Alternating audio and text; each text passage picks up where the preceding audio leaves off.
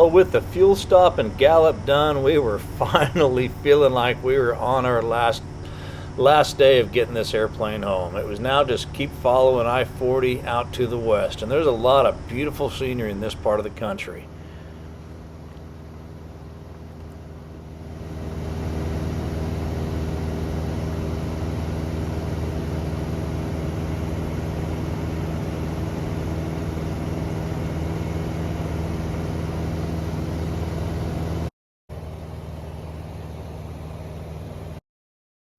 One thing about this route is it follows a main east-west freight railroad line, and I'm going to see trains. I'm going to see probably a dozen trains today. Freight trains, coal trains, full trains, empty trains, Amtrak trains, and luckily I even passed a few cars along the way.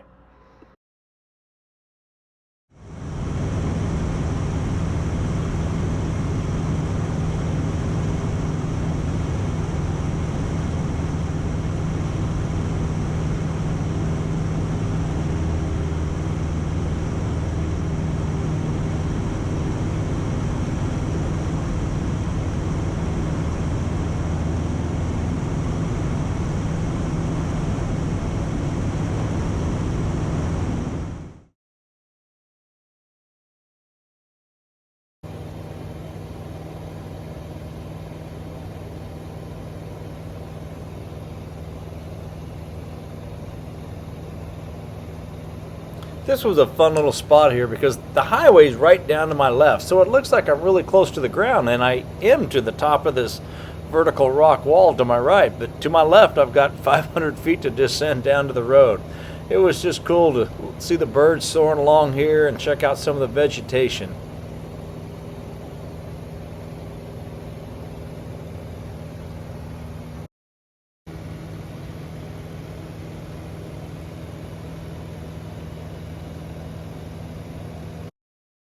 Well, here at Grants, New Mexico, I came across the airport and circled around it because I found some beacon stations that were used in the airmail days to guide the pilots.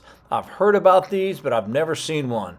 Part of this is original, part of this has been transplanted to this airport to preserve, but you see the arrows pointing on the ground showing the route, the numbers on top of the building painted to show what station you're at. Vital transportation, navigation information for the air mile pilots. Go to this website to learn more.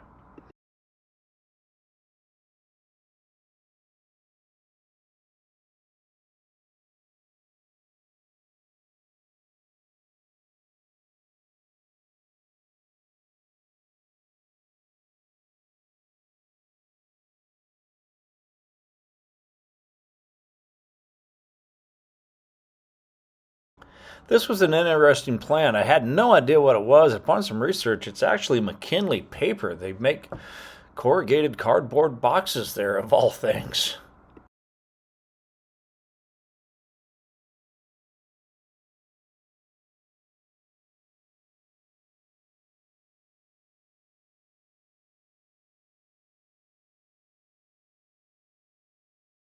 I remember flying by this weapons depot before. It's Fort Wayne. It was built in the 30s, shipped over 100 tons of ammunition or explosives to the Manhattan Project, which was our first nuclear bombs. Then it was an ammo depot until it closed in 1993. Soon, once again, I was able to enjoy the Red Rock area, part of the Navajo tribe. Some cool geological features here. You can imagine this is like every young kid playing cowboys and Indians, looking at the old Western movies. This is what they dreamed of.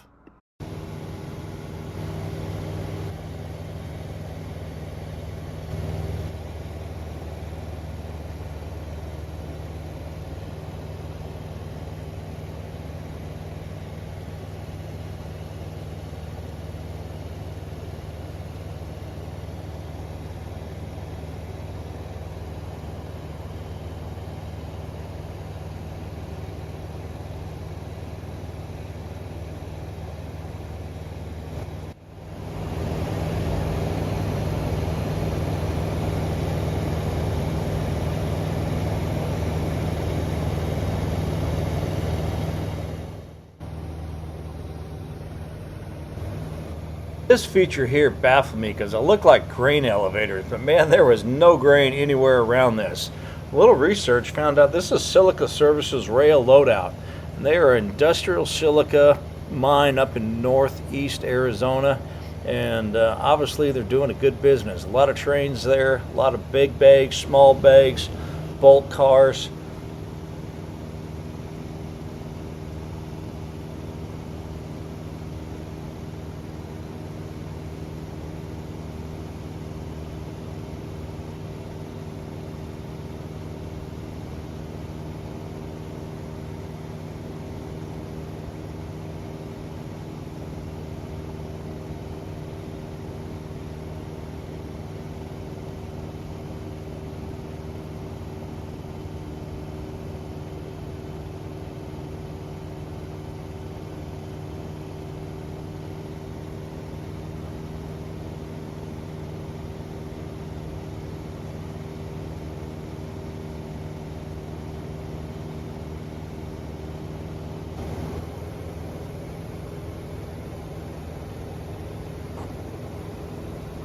Here goes the Amtrak train, and had I been on schedule coming through here the day prior, my sister would have been on that train riding it out towards Dallas. That would have been cool to wave at her. It never fails to amaze me with some of this natural beauty. Here we are out in the desert, and then we come across this very unique rock formations. These are big giant boulders that have made these two hills.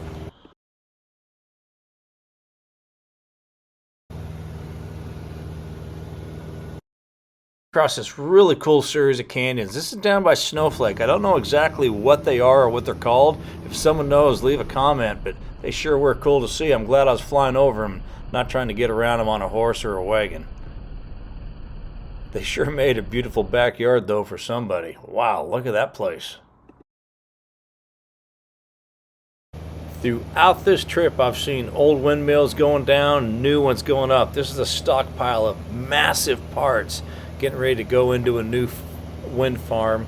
I don't know, but I think a lot of this might have been on native land. I'm not positive. I sure didn't expect to come across a sawmill out here. This is up by Sholo in northeast Arizona. But they were on the edge of where the timber is up to the north.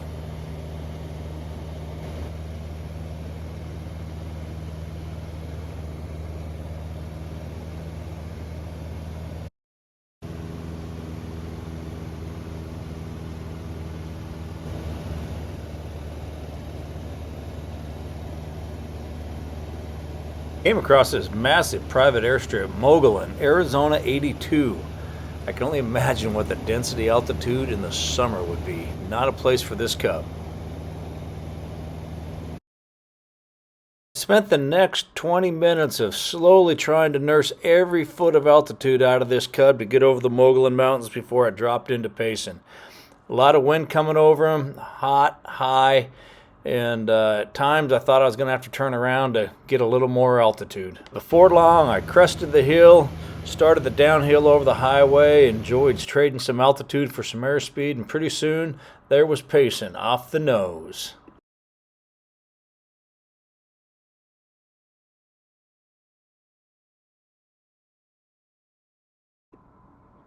I wanted to make this fuel stop at Payson. I'd always heard about Payson and kind of how it's up in the cooler parts of the higher elevation of Arizona with the campground there for the airplane, so we made sure to swing in and check it out.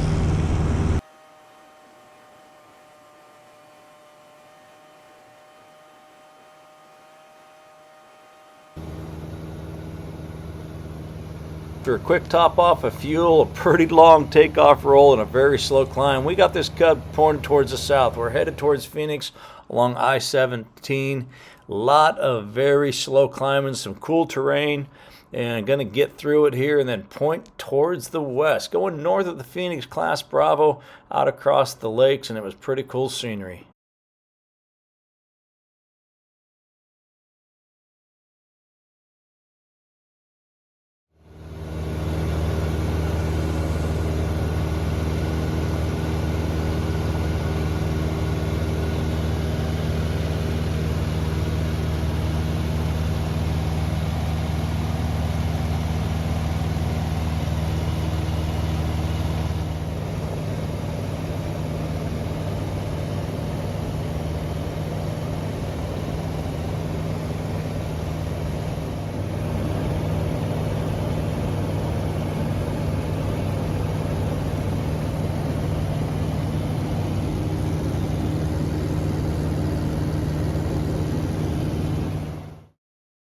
Wanted to go over some new country, so I pointed towards Wickenburg, and God, it was hilarious listening to all the Embry-Riddle airplanes try to deconflict while they flew 2-mile long finals in their 172s. What a joke.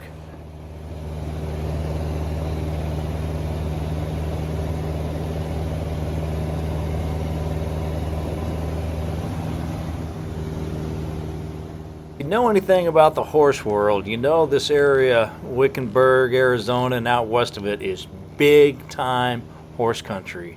I have never seen so many riding stables and riding arenas next to each other go on for miles and miles. Can you say money?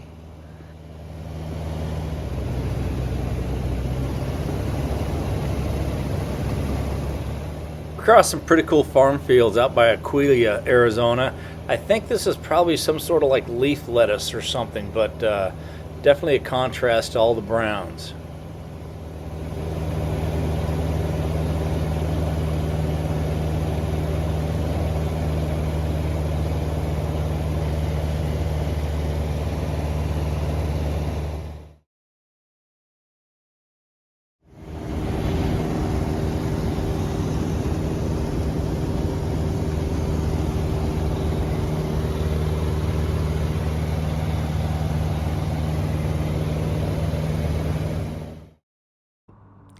You know you're in Arizona when you're starting to see the cactus, the big saguaros. They were full of snowbird campsites, towns, RV parks. Folks just parked out in the desert out here. Not my style, but it is for some. And there's the water coming out of the Colorado River to feed all the agricultural products down here. And what was going to get fed real quick here was alfalfa hay. And this is a big hay farm. These buildings you see, those are hay storage sheds. My brother farms hay, so this is of very much of interest to us, and big operation. Hay didn't have to go very far to be used though. Right next door was the dairy that most of this hay was probably going to get processed through.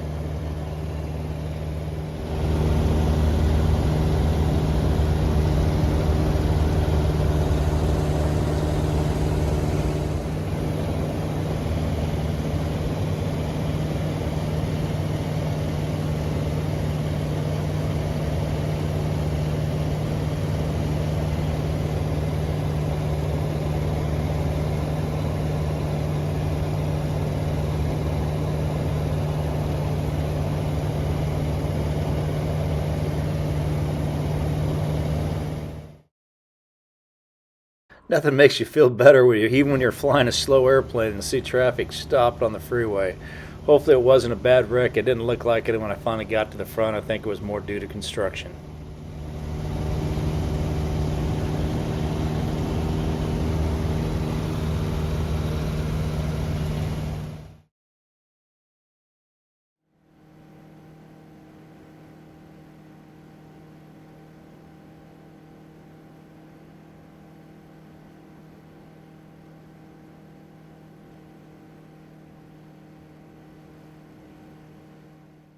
There was something just very comforting and enjoyable about flying through this small little pass in western Arizona.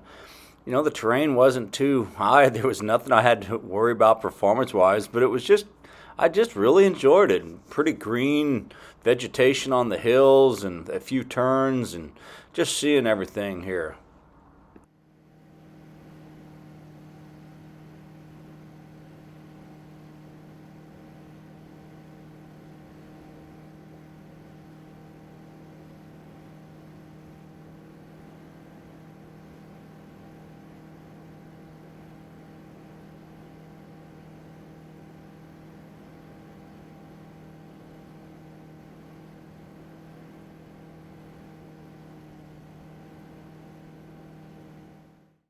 Came across an old abandoned airfield at Quartzsite, Arizona. Looks like an old Lear 23 and maybe a Beech Queen Air down there.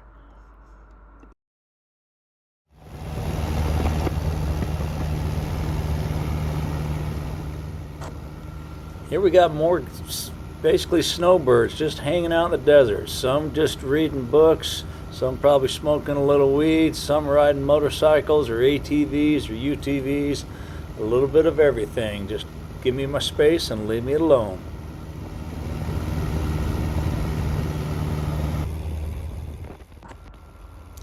And here we were, crossing over into California, the Colorado River. Not a lot of water left in it at this point.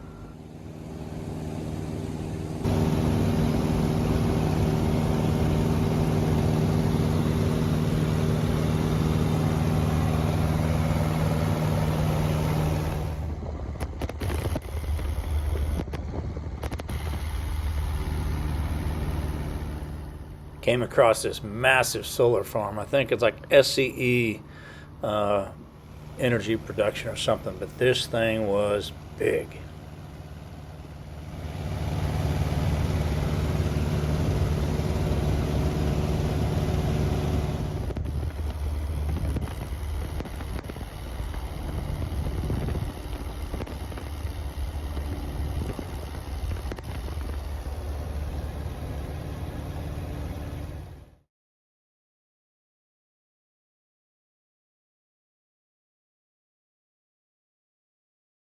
Up in eastern Washington with the Columbia Basin Irrigation District, we have quite the irrigation system, so when I saw this, I was very intrigued. This is the Julian Hines pumping stations taking water out of the Colorado River. 12,500 horsepower pumps are pushing the water up this mountain, and eventually it's going to flow into a reservoir outside of Riverside, California for domestic water use. That was cool to look at, and they had a little private gravel strip right alongside it. I couldn't legally land it, but I sure did a low approach to it.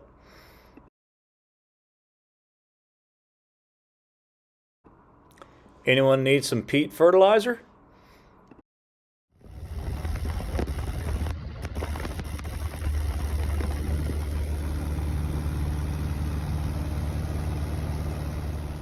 Before long, I was coming into the valley that contains Thermal and Palm Springs and Palm Desert.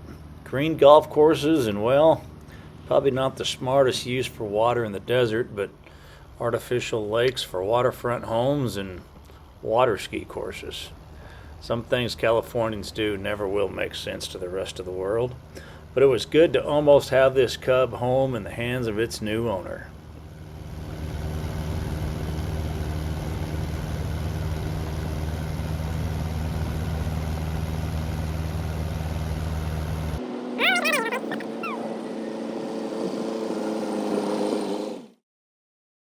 We have one tired ferry pilot and one satisfied customer.